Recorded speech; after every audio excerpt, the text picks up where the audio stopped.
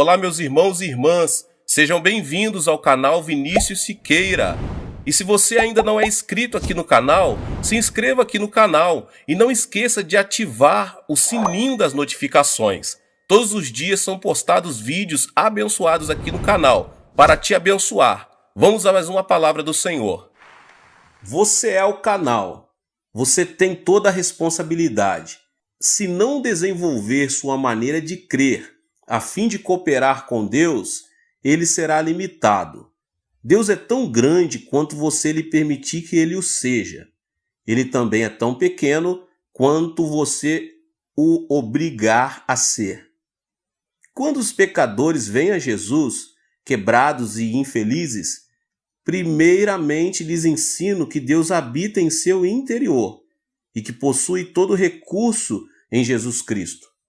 Então procuro reeducá-los para que desenvolva seu coração a fim de cooperar com Deus. Todos, sem exceção, partem com nova fé e levam uma vida milagrosa e vitoriosa. Como é que este povo, se todos fossem realmente pobres e cheios de fracasso, pôde dar mais de 20 milhões de dólares à sua igreja de 1969 a 1977. Todos os anos damos cabo de nossos projetos, que geralmente custam de 1,5 milhão a 2 milhões de dólares. Estes membros podem dar porque foram enriquecidos e são sucesso tremendos porque sabem como obter a fonte de recurso. Mas primeiro devem ser limpos dos pecados da carne. A maioria das pessoas lutam com 4 pecados da carne. Pecados estes que devem ser vencidos antes que o cristão possa operar ativamente com Deus. Se não se livrarem destes pecados, seus canais serão tão entupidos que Deus não terá a oportunidade de fluir através deles. Descobri esses pecados durante os meus 20 anos de aconselhamento. Primeiro, as pessoas sofrem por causa do ódio. O primeiro pecado que examinaremos. Se conservar o ódio em seu coração, Deus jamais poderá fluir através de você. E esse ódio, esse espírito não perdoador, será o inimigo número 1 de sua fé. Cristo Jesus destaca esse fato em Mateus 6, 14 e 15.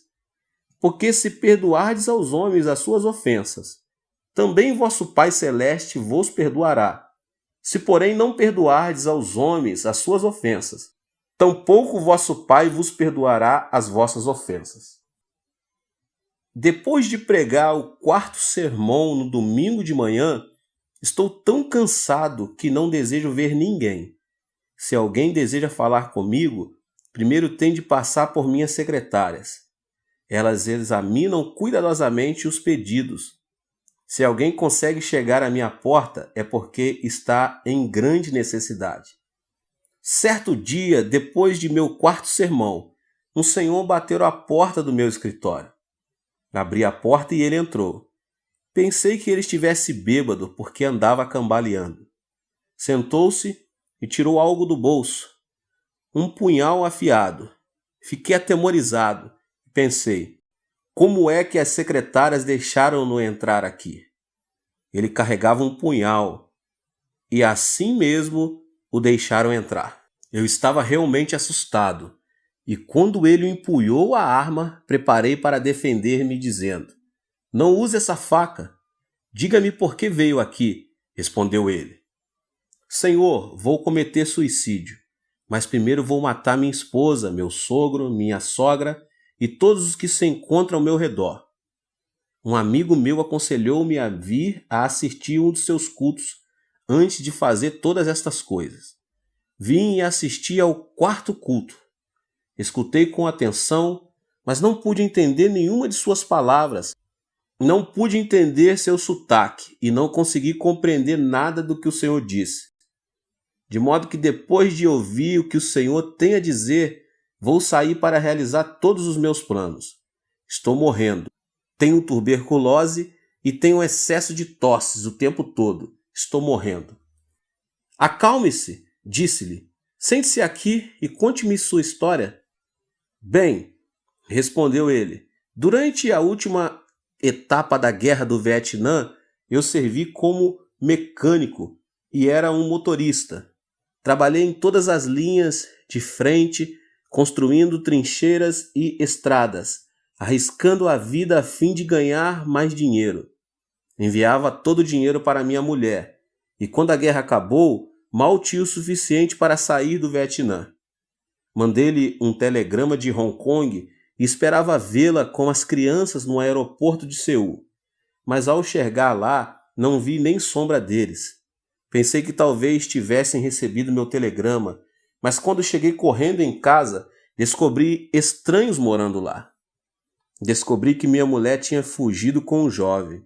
Ela me havia deixado, levando todas as minhas economias.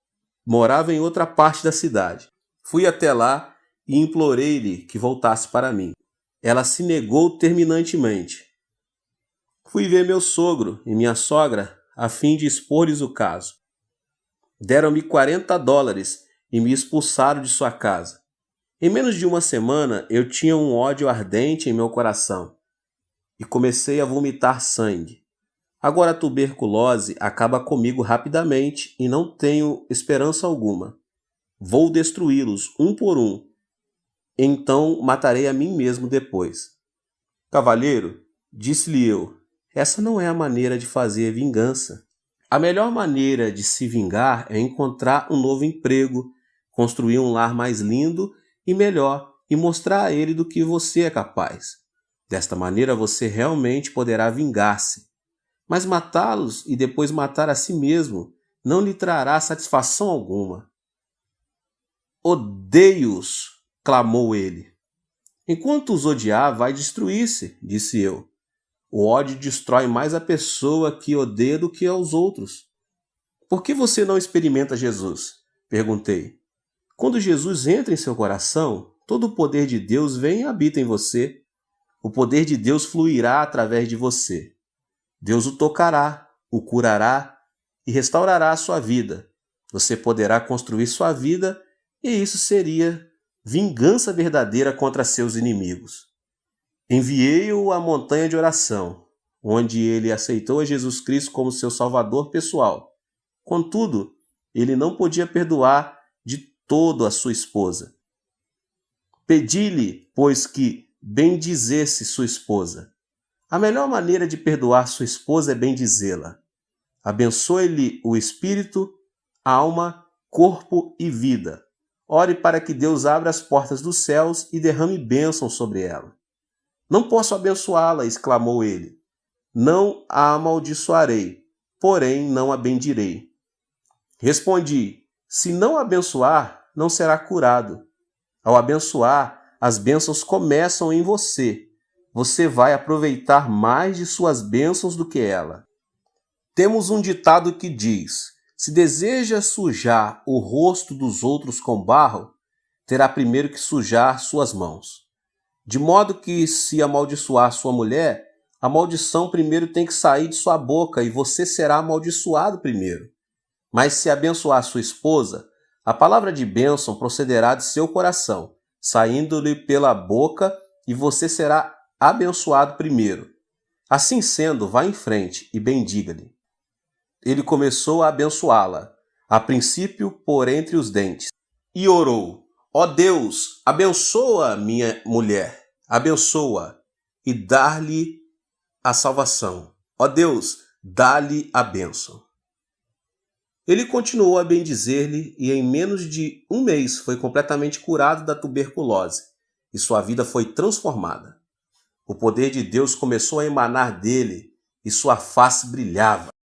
Ao encontrá-lo um mês mais tarde, ele exclamou excitadamente, ó pastor Cho, regozije-me no Senhor. Louvo a Deus porque agora realmente aprecio de verdade a minha esposa. Foi por ela ter me deixado que encontrei Jesus. Oro por ela todos os dias. Renovei minha licença para dirigir tratores. Tenho um novo emprego. Estou construindo um novo lar e espero que minha esposa volte para mim. Este homem louvava ao Senhor.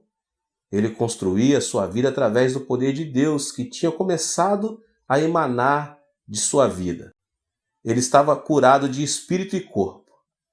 Se não se livrar de seu ódio, não poderá entrar em contato com o Senhor. Quando você sair a pregar o Evangelho, deve ajudar as pessoas a compreender isto. Certo dia, uma professora veio ver-me. Ela era a diretora de uma escola e sofria de artrite. Tinha ido a todos os hospitais, mas não tinha sido curada. Impus as mãos sobre ela, orei e repreendi a doença, gritei, fiz tudo o que podia, mas Deus não a tocou. Muitas pessoas tinham sido curadas na igreja, mas a despeito de tudo, ela não era curada. Afinal, comecei a desistir. Mas certo dia o Espírito Santo me disse: não grite, ore e repreenda. Não posso fluir através dela, porque ela odeia o ex-marido. Eu sabia que ela se tinha divorciado 10 anos antes. Então, enquanto ela estava sentada à minha frente, eu disse: irmã, por favor, divorcie-se do seu marido. Ela olhou para mim e disse: pastor, o que o senhor quer dizer com divorciar-se de meu marido? Nós estamos divorciados há mais de 10 anos. Não, estou, respondi-lhe. Oh, sim, insistiu ela. Sim, respondi, é claro que estão, legalmente. Mas mentalmente você nunca se divorciou dele. Você o amaldiçoa todas as manhãs. Todos os dias você o amaldiçoa e odeia. Em sua imaginação, nunca se divorciou do seu marido. Em sua mente ainda vive com ele. E esse ódio está lhe destruindo e secando-lhe os ossos. Por causa disto, sua artrite não tem cura. Médico algum pode curá-la. Retorquiu ela. Mas ele causou-me tanto prejuízo. Quando me casei com ele, ele nunca arrumou um emprego. Esbanjou todo o meu dinheiro, destruiu minha vida e depois foi viver com outra mulher. Como é que posso amá-lo? Respondi. Amá-lo ou não é problema seu. Mas se não o amar, morrerá de artrite. A artrite somente será curada pelo poder de Deus. O poder de Deus jamais cairá do céu como um meteoro a fim de tocá-la e curá-la. Não, continuei. Deus habita dentro de você. Ele vai emanar de seu interior e curá-la. Mas seu ódio impede o fluxo do poder de Deus. Por favor, comece a bendizer seu marido. Bendiga seu inimigo e faça bem a ele. Então aprenderá a amá-lo e criar um canal pelo qual o Espírito de Deus vai fluir e tocá-la. Ela tinha o mesmo problema do homem que sofria de tuberculose. Chorando, ela disse: não posso amá-lo. Pastor, por favor, perdoa-me. Não o odiarei, mas não o amarei. Você não pode parar de odiá-lo se não o amar, respondi. Veja seu marido através da imaginação. Toque-lhe e diga-lhe que o ama e o abençoe. Uma vez mais, ela relutava, de modo que fiz uma oração por ela. Ela chorava mordendo os dentes, mas afinal começou a sentir amor por ele e, orando, pediu a Deus que o abençoasse, que o salvasse e que lhe desse todas as boas coisas. O poder de Deus começou a fluir através dela e ela foi tocada. Em menos de 3 meses foi libertada da sua artrite. Sim, Deus habita em você, mas se você não se livrar do ódio, esse inimigo, o poder de Deus não poderá fluir por seu intermédio. Muitas pessoas vivem o temor. É nossa responsabilidade como cristãos ajudar essas pessoas a livrar-se deste medo, o segundo pecado neste grupo de 4 que estamos falando. Também já sofri de tuberculose. Sofri de tuberculose porque estava constantemente vivendo sob o temor da tuberculose.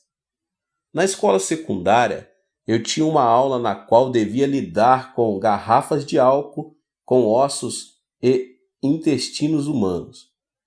A simples vista dessas garrafas enchia-me de pavor.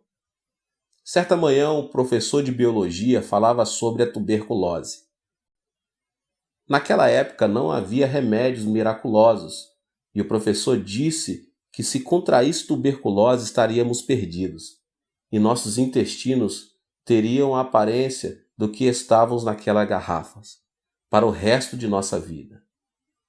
Falou dos perigos da tuberculose e no final da aula disse: há pessoas que nascem com tendência para a tuberculose. Homens com ombros estreitos e pescoços compridos são mais propensos a contrair tuberculose. Todos os alunos começaram a esticar os pescoços e a medi-los como se fossem cegonhas. Olhando para os meus companheiros, vi que eu tinha o pescoço mais comprido de todos. Imediatamente tive o pressentimento de que contrairia tuberculose. O temor oprimia-me o coração. Quando cheguei em casa, olhei no espelho, medi o pescoço a tarde toda. O temor invadiu-me e comecei a viver sobre agudo temor da doença.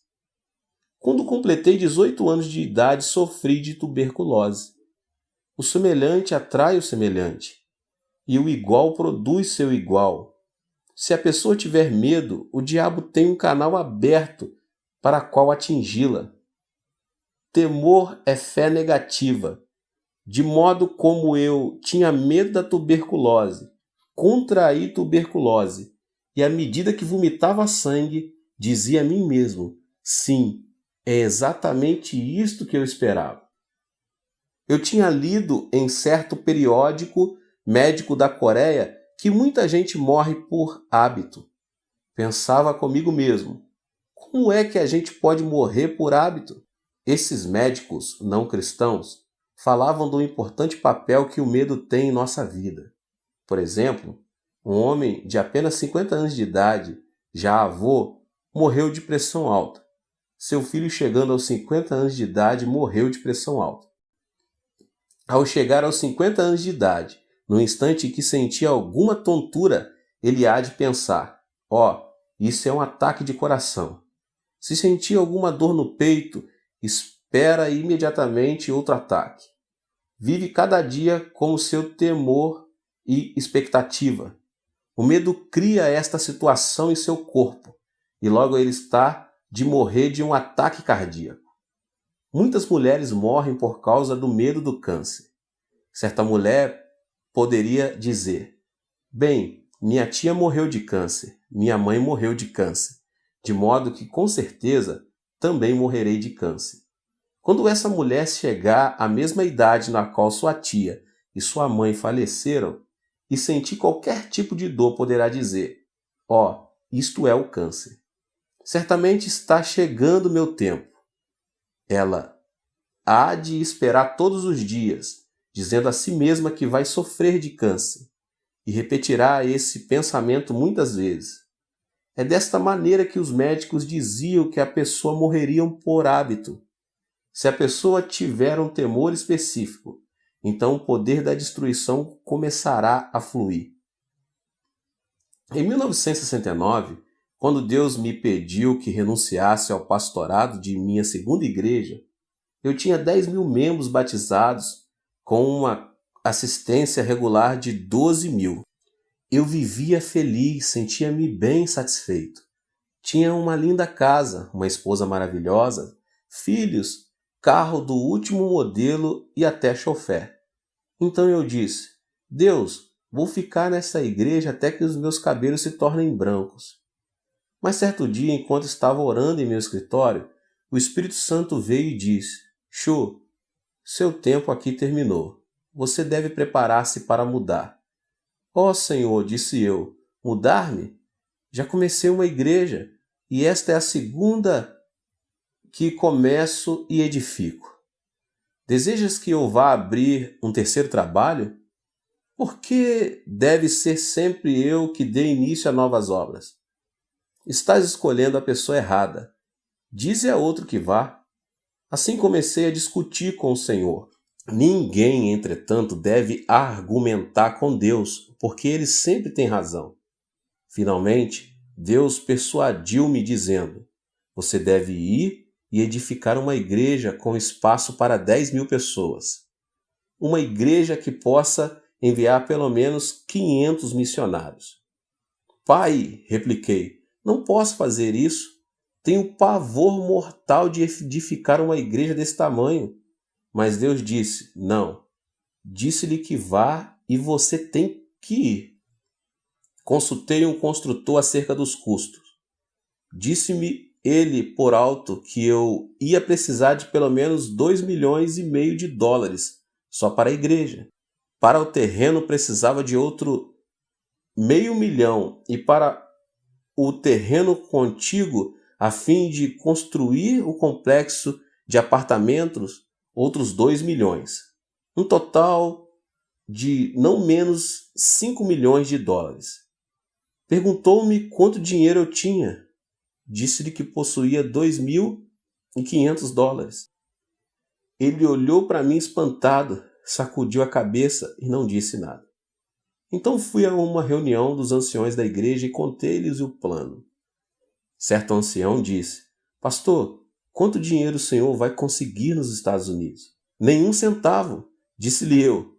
Disseram, o senhor é um bom homem, um ministro genuíno, mas não é homem de negócios. Não é assim que se constrói uma igreja em um complexo de apartamentos. Então reuni meus 600 diáconos. Quando lhes contei o plano, começaram imediatamente a agir como coelhos assustados, como se eu fosse impor-lhes um tributo de sangue. Senti-me desnorteado. Estava cheio de medo. Fui ao Senhor. Senhor, ouviste todas as palavras dos anciões e diáconos. Estão todos de acordo, de modo que o Senhor tem de pensar sobre este assunto de novo. Então o Espírito Santo falou ao meu coração, filho, quando foi que lhe pedi que fosse falar aos anciões e com os diáconos? Então, eu não devia? Perguntei. O Espírito respondeu, mandei que você construísse uma igreja, não que a discutisse. Esta é a minha ordem. Levantei-me dizendo, sim, se esta é a tua ordem, cumpri-la-ei. Fui à prefeitura e comprei a crédito quase 2 hectares no campo mais caro, situados em frente ao edifício do Congresso, um dos lugares mais cobiçados de toda a Coreia. Depois fui ao construtor e assinei um contrato com ele para a construção da igreja e do complexo de apartamento. Tudo a crédito. Pensei com meus botões. Eles construirão a igreja. Eu confiarei em Deus e verei o que acontece. No dia em que comecei as obras, fizemos um culto especial. Finalizado o culto, fui ver como as coisas andavam. Pensei que os trabalhadores abririam umas poucas valas e que ali começariam a colocar o cimento para os alicerces, e que em pouco tempo o edifício estaria terminado. Mas havia dúzia de tratores trabalhando e cavando a terra como se fossem fazer um lago. Fiquei louco de medo e perguntei, pai, como vês estes homens estão escavando? Eu terei que pagar por tudo isso. Não posso. Fiquei paralisado de medo. Meus joelhos começaram a tremer e pela imaginação me vi sendo levado num carro da polícia. Ajoelhei-me e orei. Ó Deus, o que posso fazer? Onde devo me enfiar? Onde estás tu?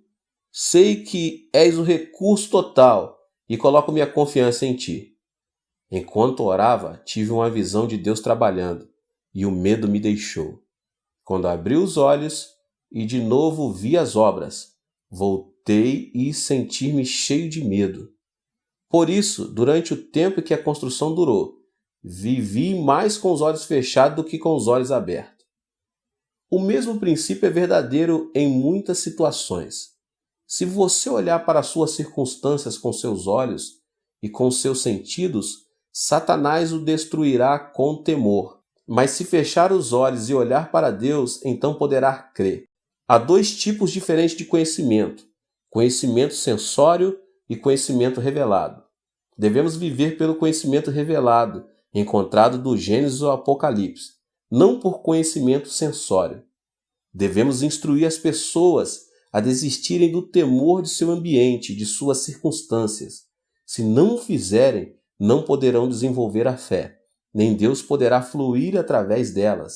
Peça-lhes que lhes entregue seus temores ao Senhor. Ensine-lhes a colocar sua fé somente na palavra de Deus. Muitas pessoas vivem com complexos de inferioridade e estão completamente frustradas. Esse sentimento de inferioridade é a terceira área problemática que discutirei agora nesta pregação.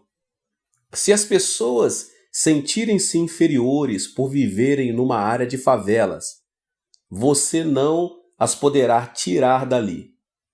Talvez tenham fracassado em seus negócios e se resignaram a ser fracassos. Mas enquanto tiverem essa atitude, você não as pode ajudar. Você deve pedir que cada um entregue seu complexo de inferioridade a Deus e permita-se ser reconstruído pelo amor de Deus. Certo dia, um menino matou o irmão menor com uma faca. A notícia causou sensação imediata. Os pais amavam o menino falecido com grande ardor. Louvavam-no constantemente na presença do seu irmão maior. O irmão maior começou a sentir-se desprezado e inferior. Certo dia, quando os pais estavam fora, o irmão menor chegou da escola e o mais velho o matou. O complexo de inferioridade é muito destrutivo. Uma vez sofri de um complexo de inferioridade. Depois de lutar durante 2 anos em meu primeiro trabalho pioneiro, a igreja começou a crescer. Mas em uma igreja muito barulhenta, uma verdadeira igreja pentecostal. Muita gente recebia o batismo no Espírito Santo e muitos eram curados de diversas doenças. Certo dia, o executivo principal de nossa denominação mandou chamar-me. Nesta época, eles estavam em meio caminho entre os pentecostais mais ardorosos e os presbiterianos mais conservadores. Perguntaram-me: você realmente está orando pelos enfermos e fazendo com que as pessoas gritem e falem outras línguas em seus cultos? Sim, respondi. Você é um fanático, asseveraram. Não sou fanático. Faço tudo de acordo com o ensino bíblico, defendi-me. Depois de discutir este assunto, cassaram minha licença ministerial, me mandaram embora. Fui expulso de minha própria denominação.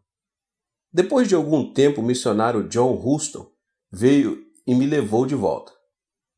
Ao ser expulso, fui atingido por sentimentos de inferioridade. Esse complexo de inferioridade produziu em mim um sentimento de destruição. Foi-me difícil sair dessa situação. Na época em que os membros da comissão executiva me expulsaram, entretanto, não sabiam que certo dia eu seria superintendente geral dessa mesma denominação. Esse foi um cargo que ocupei até recentemente. Quando fui eleito para esse cargo, tínhamos somente 2.000 membros. Aplicando as leis da fé e ensinando aos pastores, tive um rápido crescimento. Quando pedi demissão do cargo, as estatísticas revelaram que a denominação contava com um total de 30 igrejas e com mais de 200.000 membros. Devemos lidar com os que se sentem incapazes de vencer na vida. Devemos tirá-los de sua depressão e pessimismo, edificá-los no amor de Jesus Cristo e dar-lhes fé, dizendo-lhes que nada é impossível ao que crê. Devemos curá-los e treiná-los. Logo eles se desfarão de seu sentimento de inferioridade. Certo domingo de manhã, enquanto pregava no segundo culto, vi um homem que eu sabia estar mentalmente doente. Ele foi trazido com os pés e mãos amarrados. Nesse dia, estávamos fazendo compromisso para terminarmos com êxito a 5ª etapa da construção. Muitas pessoas estavam preenchendo cartões de compromisso. Quando esse homem recebeu um cartão, ele o preencheu com a quantia de $100. Sua esposa riu quando os diáconos passaram para recolher as ofertas. Não acredite nele, disse ela. Ele está doido. Mas depois do culto, quando o fui ver, ele estava completamente curado pelo poder do Espírito Santo. Estava de novo em perfeito juízo, plenamente consciente do que fazia e dizia. Tinha sofrido de um profundo complexo de inferioridade. Explicou: eu tinha uma fábrica de fertilizantes, mas fui à falência. Fiquei tão preocupado que perdi a razão. Então, levaram-me para um hospital psiquiátrico, onde recebi uma série de eletrochoques. Mas nunca me curaram. Mas enquanto eu estava sentado ali ouvindo as suas palavras, subitamente saí de meu estado mental e tive consciência da realidade. Perdi meus amigos, meu prestígio e meu crédito. Tenho uma montanha de dívidas. Não posso fazer nada. Não sou ninguém. Você é alguma coisa, disse-lhe eu. Você não é inferior. Você veio a Jesus e agora todo o poder de Cristo e todos os seus recursos residem em você. Você é um homem de Deus. Levante-se vitoriosamente. Você tem dentro de si todo o poder e todos os recursos de Deus à espera de serem liberados. Que tipo de trabalho posso fazer? Perguntou-me. Não sei, respondi. Mas continue a ler a Bíblia e a orar. Certo dia ele voltou cheio de entusiasmo. Pastor, li o versículo da Bíblia que diz sermos o sal da terra e a luz do mundo. Que lhe parece eu entrar no negócio de vender sal a varejo? Se você acredita nisso, vá em frente, disse eu. Faça-o. Ele se foi e começou a vender sal em pequena escala. Pagou seus dízimos, pagou a promessa que tinha feito e regozijava-se muito no Senhor. Deus começou a abençoá-lo e seu negócio de vender sal prosperou muito. Com o passar do tempo, ele construiu um grande armazém à beira do rio, onde colocou um capital de $500 em sal. Mas certa noite de verão chovia torrencialmente e pela manhã, quando me levantei, a área toda estava inundada. O armazém dele estava inundado. Fiquei apreensivo. Nesta tarde, depois da parada da chuva, corri à casa dele. Outros artigos e materiais podem ser recuperados depois de uma inundação. Mas o sal é o muito amigo da água. Ao entrar no seu armazém, vi que todo o sal tinha desaparecido. O homem, agora ancião de minha igreja, estava sentado no meio do depósito, cantando e louvando a Deus. Entrei sem saber se ele estava em perfeito juízo ou não. Cheguei-me a ele e perguntei: você está bem ou está louco? Pastor, estou perfeitamente bem, sorriu ele. Não estou louco. Não se preocupe. Perdi tudo. Deus o levou. Mas como o Senhor sempre me tem dito, os recursos todos estão dentro de mim. A água pode lavar meu sal, mas não pode desfazer os recursos da presença de Deus que habita em mim. Posso fazer brotar esses recursos novamente através da fé e da oração. Espere só. Dê-me um tempo. Levantarei meus negócios de novo. Já não sofria de nenhum complexo de inferioridade. Estava cheio de confiança. Hoje, ele é um multimilionário e continua a vender sal. Também começou a fábrica de relógios e tem sua fábrica própria. Ele já me acompanhou a Los Angeles, a Vancouver e a Nova York. Recentemente fez uma viagem à Europa. Este homem é somente um exemplo de como podemos ajudar as pessoas a se livrarem de seus sentimentos de inferioridade, dando ênfase a todos os recursos de Deus que eles estão à disposição. Muitas pessoas também sofrem de sentimentos de culpa. Este é o quarto problema que deve ser vencido antes que o cristão possa trabalhar ativamente com Deus. Pois enquanto a pessoa sofrer de culpa, Deus jamais poderá fluir através dela. Precisamos ajudar as pessoas a se livrarem de seus sentimentos de culpa. Precisamos fazê-las compreender que quando se sentem indignas e cheias de culpa, simplesmente poderão vir ao Senhor e Ele as limpará. Certo dia eu estava em meu escritório, quando entrou um lindo casal. O homem era uma pessoa muito elegante e sua esposa uma senhora adorável. Embora essa adorável senhora tivesse mais ou menos 30 anos de idade, parecia velha, emaciada e quase nem podia abrir os olhos. O marido disse: Pastor, minha mulher está morrendo. Já tentei tudo: psicologia, psiquiatria e todos os médicos, remédios imagináveis. Sou rico, já gastei milhares e milhares de dólares com ela. Mas os médicos não puderam fazer nada. Agora desenganaram-na. Ouvi dizer que o Senhor realmente tem ajudado muita gente e que muitos foram curados por seu ministério.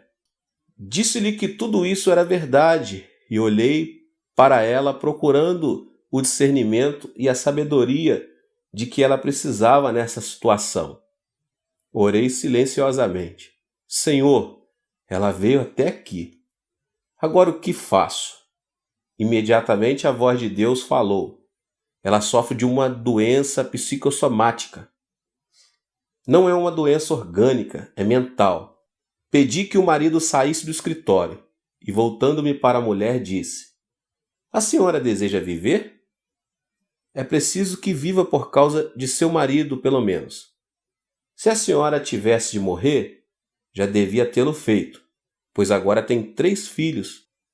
Se morrer agora, deixando os filhos para o seu marido cuidar, realmente atrapalhará a vida dele. Portanto, de uma maneira ou de outra é preciso que a senhora viva para o seu marido e seus filhos. Gostaria de viver, disse-me ela. Então posso ajudá-la, mas somente com uma condição. Deve contar-me sua vida passada, respondi. Ela se aprumou na cadeira e com ira nos olhos respondeu: Será que estou numa delegacia de polícia? O senhor é um ditador? Por que me pede isso? Isto não é um interrogatório e não tenho que revelar meu passado. Então não poderei ajudá-la, respondi. Se a senhora persistir nesse curso de ação, vou pedir que Deus revele diretamente as áreas problemáticas do seu passado. Ela ficou espantada e, tirando um lenço da bolsa, começou a chorar. Depois de um longo suspiro, disse: Pastor, vou revelar meu passado, mas não acho que seja esse meu problema. Sim, disse eu. Esta é a causa de seus problemas. Meus pais morreram quando eu era bem jovem e praticamente fui criada por minha irmã mais velha. Minha irmã era como uma mãe para mim e meu cunhado como um pai. Tomaram conta de mim e morei com eles durante meu tempo de ginásio, colegial e faculdade. No meu 3º ano de faculdade, minha irmã foi para a maternidade a fim de dar à luz seu último filho. Durante o tempo em que ela esteve lá, eu tomei conta da casa e das crianças. Sem saber o que estava acontecendo, meu cunhado e eu nos apaixonamos. Não sei o que aconteceu comigo, mas caímos num relacionamento imoral. Logo a culpa alojou-se em meu coração. Desse momento em diante eu morreria de culpa. Mas meu cunhado continuava a telefonar-me de seu escritório e constantemente nos encontrávamos em motéis, hotéis e estações de água. Tive vários abortos e ainda assim não podia recusar os pedidos de meu cunhado. Eu morria de medo de minha irmã descobrir. Por isso meu cunhado intimidava-me continuamente. Eu estava sendo destruída aos poucos. Ao formar-me, decidi que casaria com o primeiro homem que me propusesse casamento. Encontrei um emprego e o jovem que agora é meu marido pediu-me para que casasse com ele. Nada perguntou do meu passado. Aceitei porque assim me afastaria de meu cunhado. Casei-me com ele e com o correr do tempo ele se tornou muito rico. Demitiu-se do seu antigo emprego e começou o seu próprio negócio. Agora está rico. Temos um bom lar, dinheiro, tudo. Mas desde o dia em que caí com meu cunhado, tenho sofrido destes fortes sentimentos de culpa. Sempre que tenho relações com meu marido, sinto-me como se fosse uma prostituta. Não tenho o direito de receber o seu amor. por dentro choro amargamente. Meus filhos são como anjos, gostam de me abraçar dizendo mamãe, e odeio a mim mesma. Sou eu que sou uma prostituta.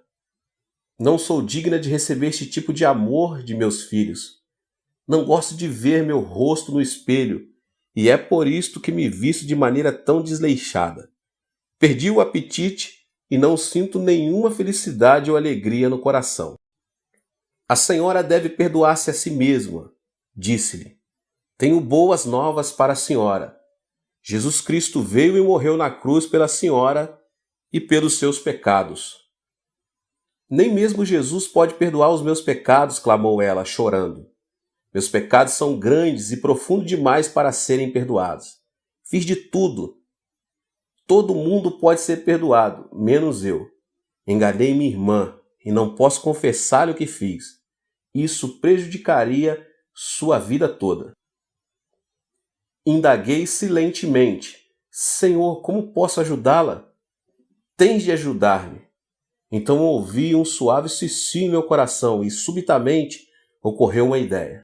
Irmã, feche os olhos. Pedi-lhe fazendo o mesmo. Vamos até um lago lindo e silencioso. Agora estamos assentados à margem do lago. Há muito cascalho ao nosso redor. Tenho na mão uma pedrinha de cascalho. Por favor, apanhe uma pedra grande e joguemos o cascalho e a pedra dentro do lago. Vou jogar primeiro. Segure a pedrinha e jogue-a no lago. Ouviu o barulho da água? Um leve murmúrio e umas ondas. Onde está a minha pedrinha agora? Foi para o fundo do lago, respondeu ela. Certo, respondi. Agora é sua vez. Jogue a sua pedra. Sim, a senhora pode jogá-la. Muito bem. Qual foi o barulho dela? Foi grande e formou grandes ondas, respondeu ela. Mas onde está a sua pedra? Perguntei. No fundo do lago, respondeu ela. Bem, parece que ambas as pedras foram para o fundo do lago quando as jogamos. A única diferença foi o ruído e as ondas. A minha fez um barulhinho e a sua produziu um grande ruído. A minha produziu pequenas ondas, a sua produziu ondas enormes. As pessoas vão para o inferno com pecados pequenos e grandes, pois estão sem Jesus Cristo. E qual é a diferença? O ruído e a sua influência na sociedade. Todo mundo precisa do perdão de Jesus Cristo. O sangue de Jesus cura todos os pecados, grandes ou pequenos. Isto tocou-lhe a alma e ela despertou para a verdade. Quer isso dizer que Deus pode perdoar os meus pecados? É claro, respondi. Ela afundou-se na cadeira chorando e estremecendo. Tentei encorajá-la, mas ela continuou a chorar. Então coloquei a mão sobre a sua cabeça e levei-a a fazer a oração do pecador. Depois da oração, quando ela levantou o rosto, vi seus olhos brilhando como estrelas. De sua face começou a irradiar glória. Ela levantou-se exclamando, Pastor, estou salva. Todos os meus fardos foram desfeitos. Comecei a cantar e ela a dançar. Até este momento ela nunca tinha dançado de alegria perante o Senhor, mas neste dia ela pulava e dançava fazendo barulho que o marido escutou e correu para ver o que se passava em meu escritório. Ao vê-lo, ela correu para ele e abraçou com força. Ela nunca tinha feito isso antes e seu marido estava assombrado. Perguntou, o que o Senhor fez com ela? Deus realizou um milagre, respondi alegremente. E voltando-me para a esposa, disse, deve entregar todo o seu coração ao Senhor. Ele fez grandes coisas por você. Em breve, ela tinha livrado totalmente o seu sentimento de culpa. O poder de Deus emanou do seu interior e ela foi curada por completo. Esse casal agora é de minha igreja e sempre que olho para o rosto dessa senhora, não posso deixar de pensar no amor de Jesus Cristo. Agora ela não tem doença alguma, foi completamente curada. Ao soltar seu sentimento de culpa, o poder de Deus pôde fluir. Irmãos e irmãs, em Cristo, neste instante, vocês têm todo o poder de Deus dentro de vocês podem recorrer a esse poder por seus gastos, suas roupas, seus livros, sua saúde, seu negócio, finanças, estudos e tudo. Quando saírem para pregar o Evangelho, não estarão pregando um objetivo vago, uma teoria, uma filosofia ou uma religião humana. Na verdade, estarão ensinando as pessoas a destapar o manancial inesgotável dos recursos morais e espirituais. Estarão dando Jesus para as pessoas e, por meio de Jesus, Deus vem e habita em seus corações. Deus te abençoe. Nos vemos nos próximos vídeos. Tem muita coisa boa por vir, tá bom? Ative o sininho das notificações e compartilhe com as pessoas que você mais ama. Deus te abençoe. Amém.